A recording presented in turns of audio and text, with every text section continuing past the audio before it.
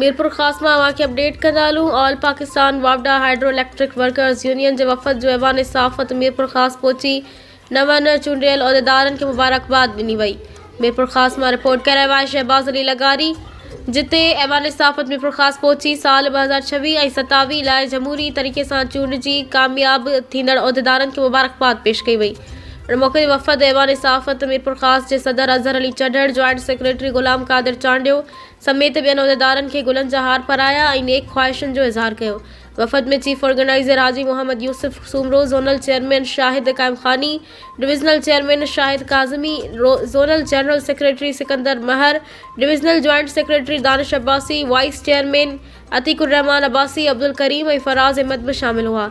वफ़द जे मेंबरनि ऐवान सहाफ़त जे किरदार खे साराहींदे उम्मीद ज़ाहिर कई त सहाफ़ी बिरादरी मुस्तक़बिल में बि मेहनतकश तबिके ऐं अवामी मसइलनि खे उजागर करण लाइ पंहिंजो भरपूर किरदारु अदा कंदी रहंदी। उन मौक़े ते ऐवान सहाफ़त जे उहिदेदारनि वफ़द जो शुक्रियो अदा कयो।